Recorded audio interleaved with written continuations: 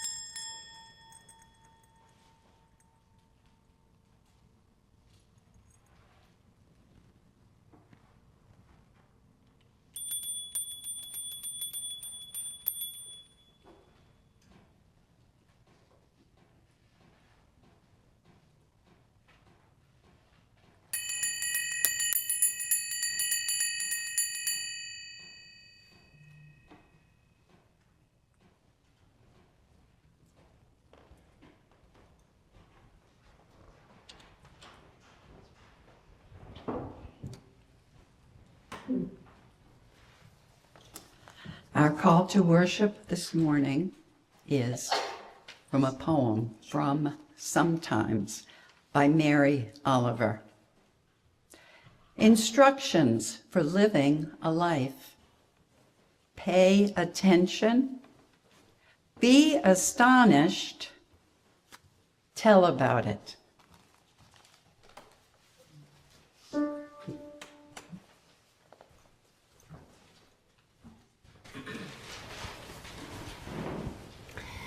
We will stay seated for our opening hymn, which is Cherish This Hour. It's a little round. The choir can stay right where you are with everyone.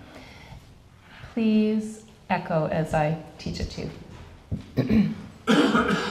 Cherish this hour, cherish this hour. Cherish this hour, cherish this hour. Then let it go, then let it go. Then let it go, then let it go. This life is but a vapor.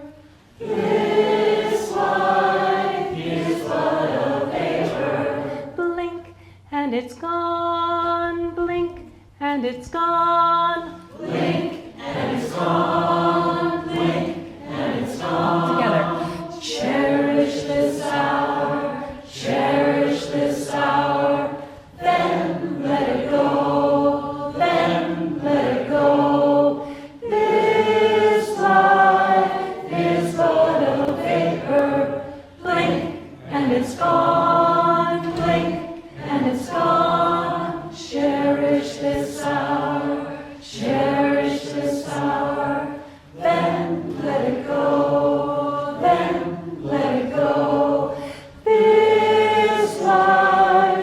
is but a vapor.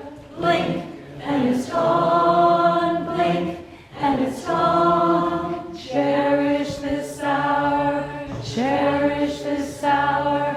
Then let it go. Then let it go.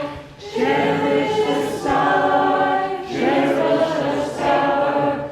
Then let it go. Then let it go. Cherish this life. Cherish this hour. Then let it go. Then let it go. Cherish this life. Cherish this hour. Then let it go. Then let it go. Cherish this life. Cherish this hour. Then let it go. Then and it's gone.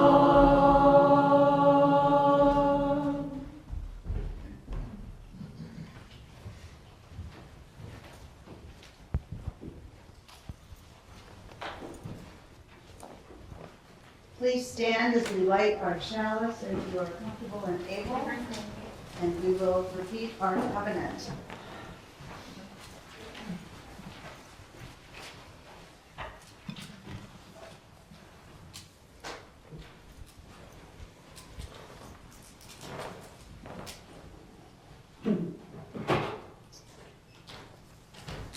Side that way.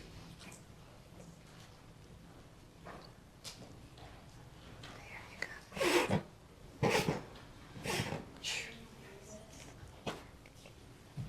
I feel so powerful. Love is the spirit of this church, and service its law. This is our great covenant, to dwell together in peace, to seek the truth in freedom, to speak the truth in love, and to help one another. Please be seated.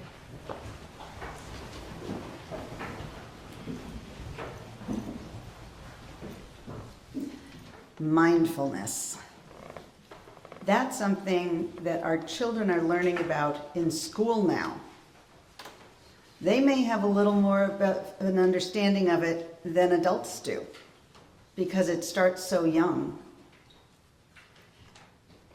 So, along that theme of mindfulness, there are 3 things that are different today than last week. Anyone know what they are? Look around.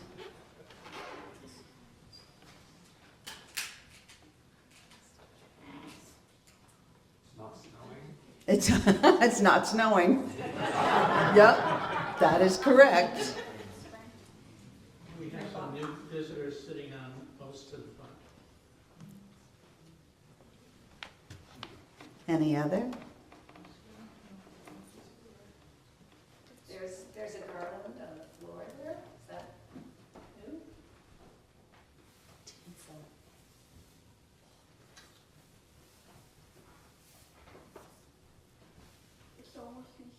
It's almost Easter.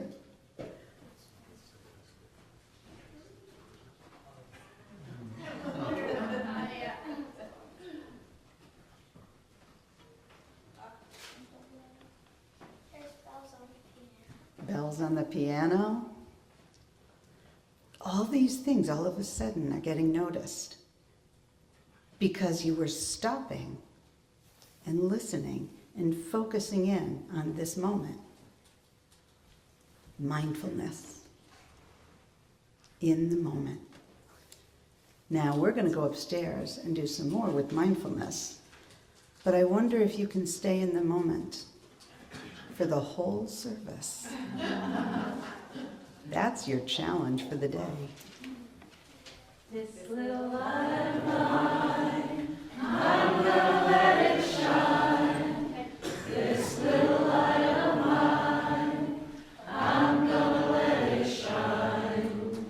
This little light of mine, I'm gonna let it shine. Let it shine, let it shine, let it shine.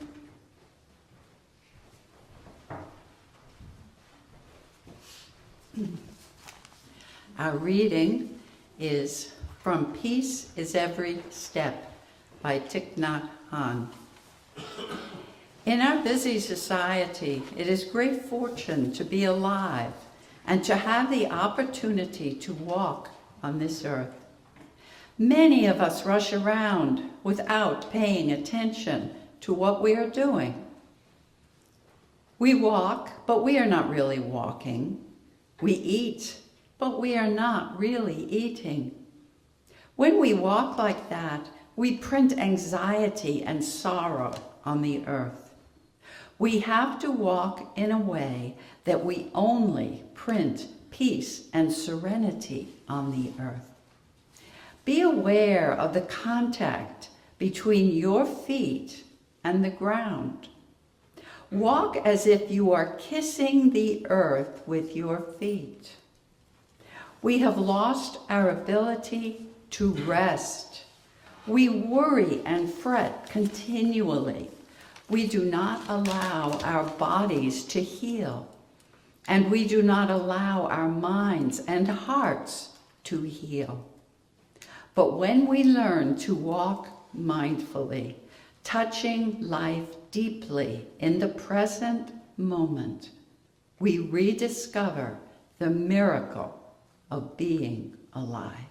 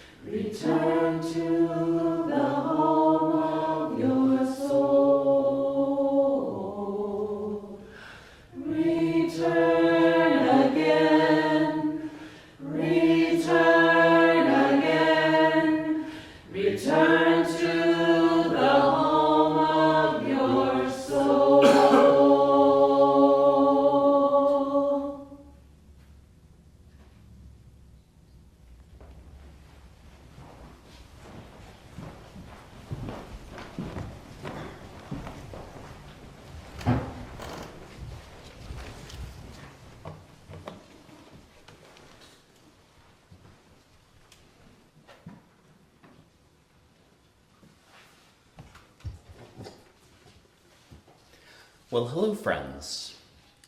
So every service that I give shares a common message.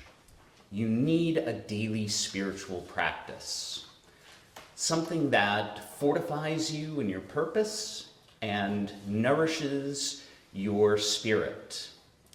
It doesn't matter what this practice is. What matters is that you recognize it as your spiritual practice and you do it every day. Now, at the beginning of the month, Judy Campbell gave a beautiful service on what is probably the most common spiritual practice, prayer. It was a really wide and expansive view on what prayer is, very beautiful and very appropriate for Unitarian Universalists. But for me, I really struggle with the word prayer. It always brings up connotations of asking a being that I don't really believe in for something. And so, from that perspective, prayer is very much not for me. This month's Soul Matters theme, not that we've really been following themed services this year without a minister, but this month's Soul Matters theme is paying attention. And so this morning, I'm going to talk about how paying attention in our daily lives can be a spiritual practice. What's really nice about this spiritual practice is that you don't need to set aside time in your daily life to do it the way you would for prayer or meditation. It's something that you can do throughout your day whenever you want to. The contemporary term that we've settled on for this is mindfulness, which is really a translation of the Pali word sati. Pali was the language that the Buddha spoke. But I also don't really like the term mindfulness. It feels like in 2026 that it's been co-opted by entities trying to monetize it. Right? We hear about mindful eating being a cure for weight loss, cure is the wrong word, but you get the idea. Mindfulness gets pushed as a productivity hack in corporate settings. I don't know how that is supposed to be spiritually nourishing. Now, in the Zen tradition that I'm part of, we have another way of talking about this. We talk about keeping Zen mind in our daily lives. When walking, just walk. When eating, just eat. The founder of my school of Zen was famous for his catchy little teaching phrases, and one that seems appropriate for today is just do it, which he had long before Nike made it famous. But there's another contemporary teacher whose teaching phrase is pay attention, and that one always really resonates with me. So pay attention to what, you may ask? And the answer is only this. Pay attention to what is going on right now in this moment. What are you seeing? What are you smelling? What are you tasting, touching, feeling? What emotions are arising? What thoughts are arising? If you watch your mind closely, you'll notice that we're almost always wrapped up in thought. We spend a lot of time living in the past, thinking about things that have already happened, right? And going over those things over and over again, ruminating on them. Or we're thinking about the future, we're planning, and we're rehearsing conversations that may happen. My friends, these things are not real. They're only in your mind. The past, we know that memory is flawed, right? The science tells us this, that we reconstruct our memories regularly, and it's even possible to implant a memory into someone's mind going through certain actions. And the future, that hasn't even happened yet. And our best laid plans never seem to come to fruition. So those things are not real. The only thing that is this moment, what's going on right now. This is happening, so pay attention to it. So this is the first reason that you should pay attention. This is real. A second reason to pay attention comes directly from the Buddha's teachings on human suffering. His first noble truth was there is suffering. And he developed the Eightfold Path in order to help folks relieve that suffering. One of the elements in the Eightfold Path is right mindfulness. And by this, the Buddha was talking about just this, right? Keeping our minds in the present moment and paying attention. Now, the Buddha isn't talking about physical suffering, right? There is no cure for sickness, old age, and death, much as we would like one. Instead, what he's talking about is mental suffering, right? The anxiety and the stress and the dread we feel around those things. And I believe that what the Buddha is trying to say is, if you're present and in this moment and not thinking about the past or the future and ruminating on those things, then it's very difficult to be anxious about the future. And so paying attention can relieve suffering. Another reason to pay attention is for the awe. We've all had that experience where you climb the mountain and you look out over the beautiful scenery and you're just in total awe. And for that moment, your mind stops. You're not thinking about anything else other than that beauty. But you don't need to climb the mountain in order to get that sense of awe. That is available to us in our daily lives. Go take a walk outside and pay attention closely to the scenery. It's amazing how beautiful it is. Look closely at a single flower, and you can feel that sense of awe. When you're eating, pay careful attention to what your food tastes like, and you'll be surprised at how good it can taste. Instead of listening to music and doing something else while you're doing it, listen actively. Put on some headphones, close your eyes, and do nothing other than just listen to the music. And it's a totally different experience. The next time you take a hot shower, really feel how it feels. It's amazing. There are lots of different sources of awe in our daily lives if we only pay attention to them. Paying attention can help you build stronger relationships.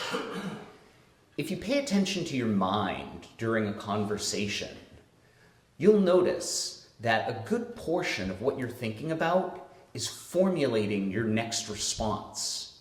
And this feeling can become really overwhelming, right? To the point where we interrupt the other speaker and step on their words. So instead, give your attention fully to them. Listen completely. And if we pay complete attention to what somebody else is saying, that will make us better listeners, and it will keep us more fully engaged in our conversations. This ties into our first Unitarian Universalist principle, the inherent worth and dignity of every person. There is no greater way to affirm the inherent worth and dignity of every person than to give them your attention. Our attention is just about the most precious thing we have to give, and everyone wants to have a piece of it. Even if you manage to get past the voices in your head, if we look around, there's distractions everywhere. Go walk around Plymouth Center, and every sign you see is trying to steal your attention. And if that isn't bad enough, we all have a little device in our pockets that is carefully engineered to grab our attention. And if you don't pay attention to it for long enough, it will beep at you.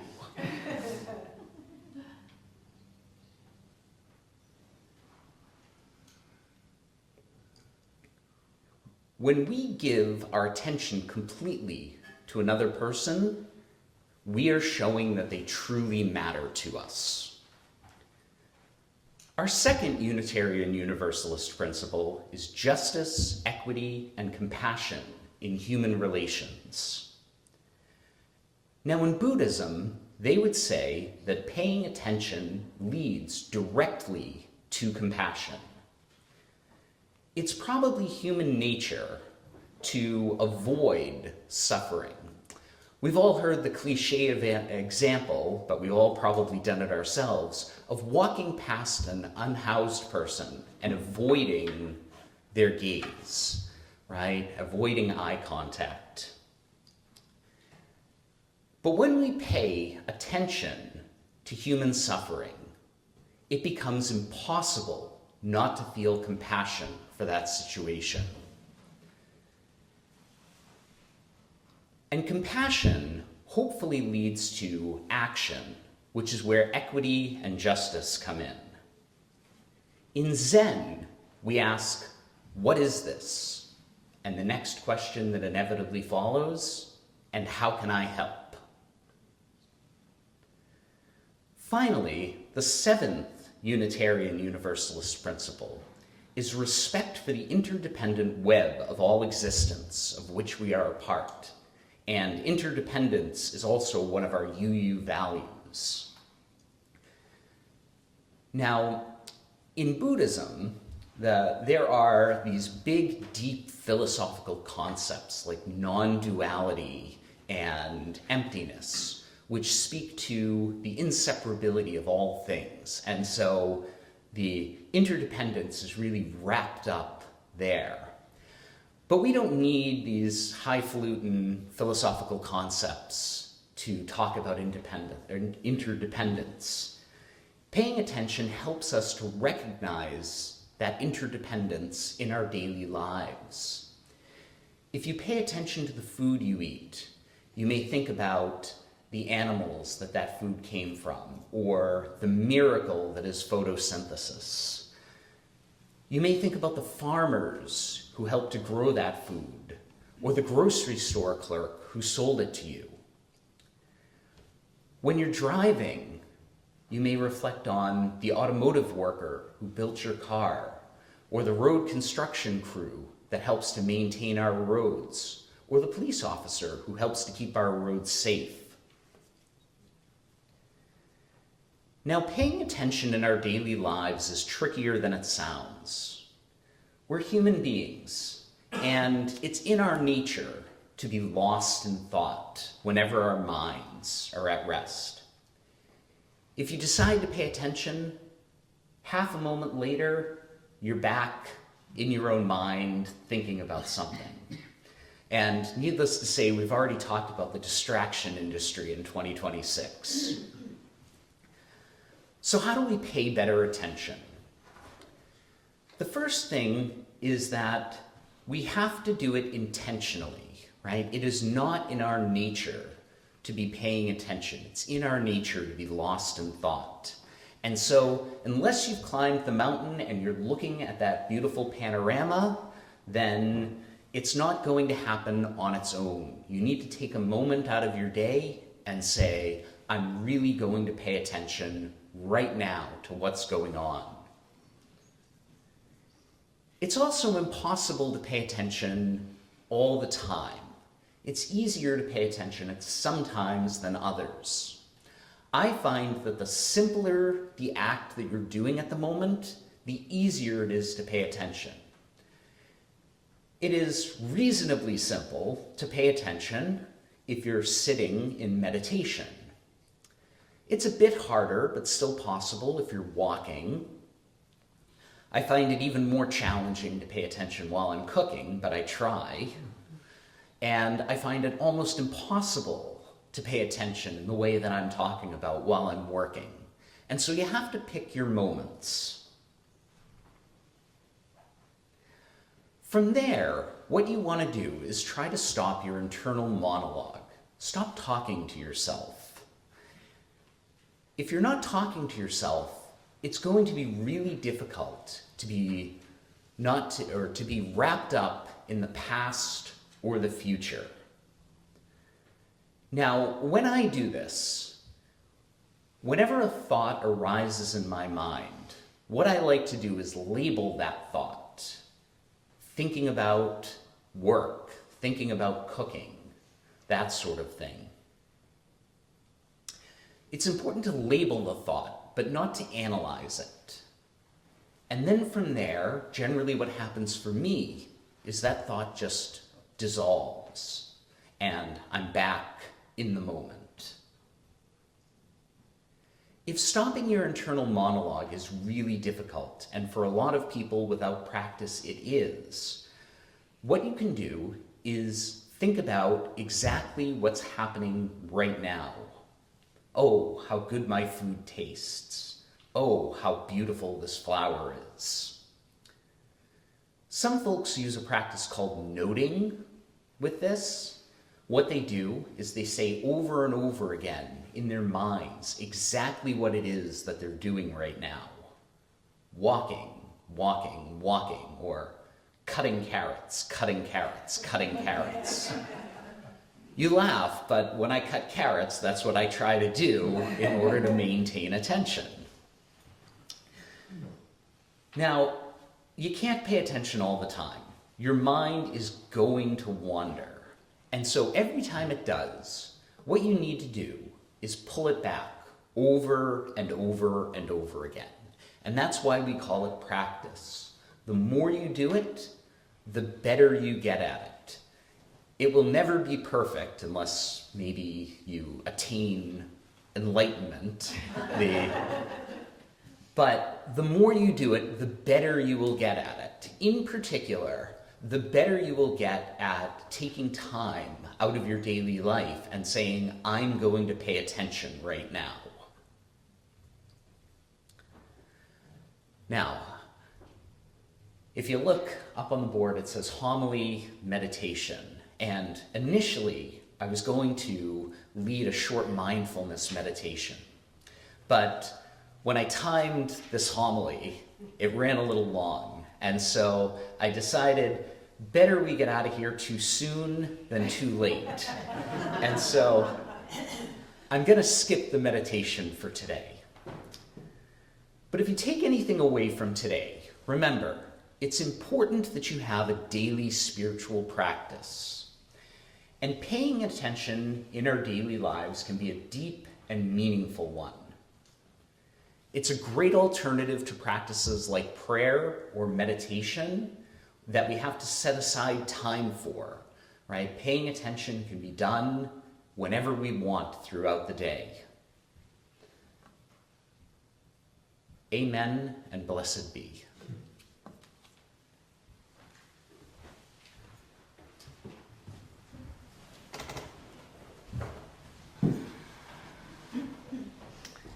I'd like to invite the choir up.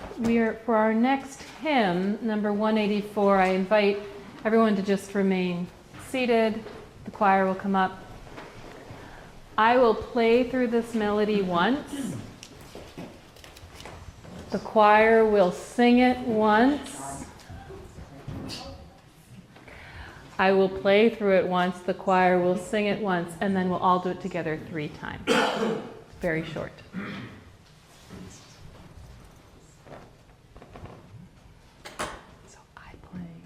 You sing 3 times. Okay.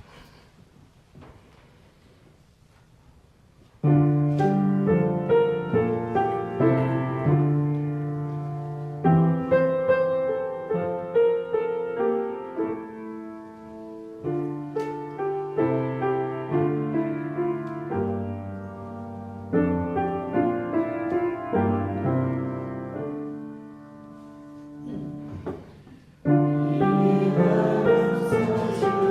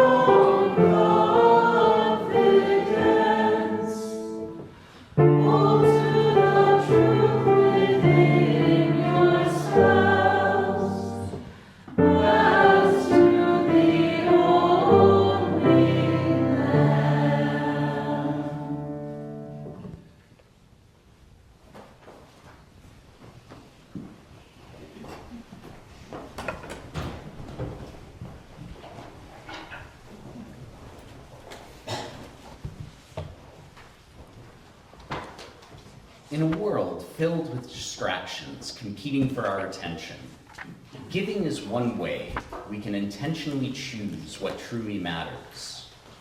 When we offer our gifts to this community, we are paying attention to the web of relations that sustains us and the work we share together.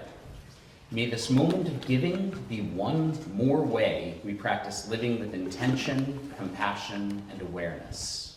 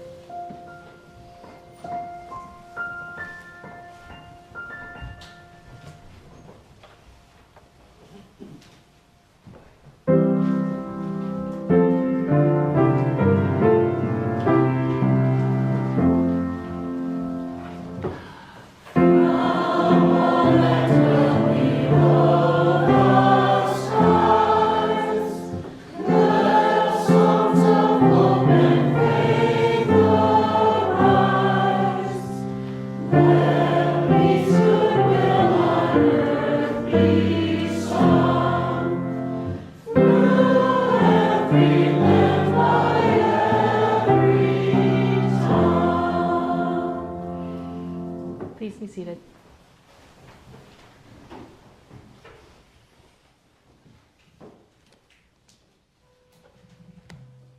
Now is the time in our service when we invite those who wish to do so to come forward to light a candle of commemoration, of joy, of sorrow. And I light this last candle for all of the joys and concerns that we hold in our heart but are unspoken. And may we continue to grow in empathy and our ability to help one another.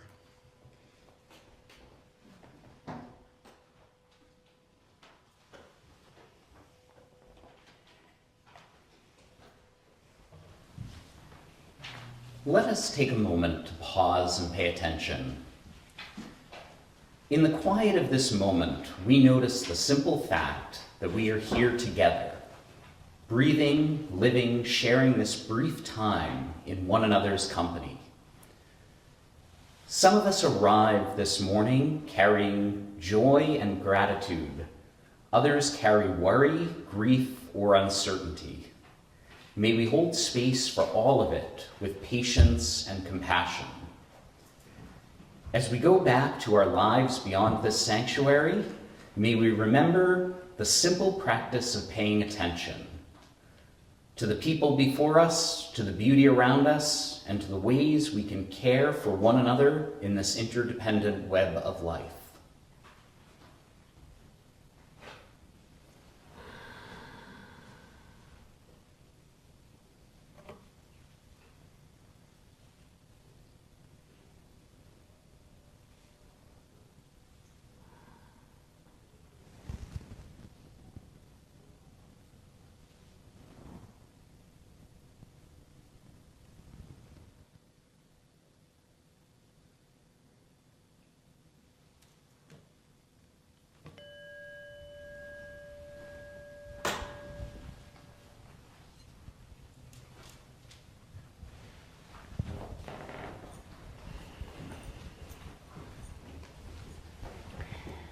Our song of inspiration this morning is number 1059, May Your Life Be as a Song. I invite the choir to stay seated with everyone. I will play the song through once, and then we will all sing it together 3 times.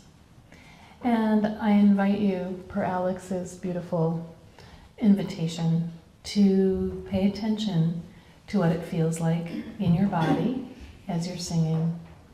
You feel your hands on the book, your breath as you inhale and exhale, and the sounds around you.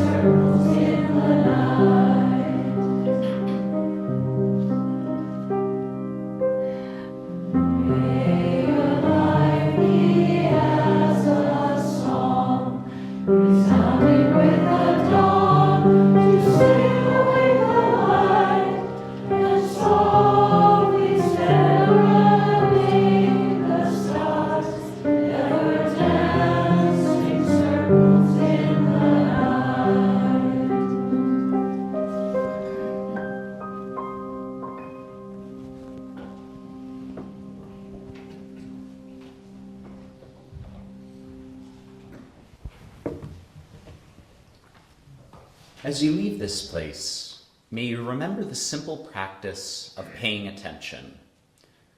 Notice the people you meet, the beauty that surrounds you, and the quiet moments of this day. May that attention lead you to deeper connection, greater compassion, and a fuller experience of this one precious life. Whoever you are, we welcome you. Wherever you come from, we welcome you. Whomever you love, we welcome you. Whoever you are, we welcome you. Wherever you come from, we welcome you. Whomever you love,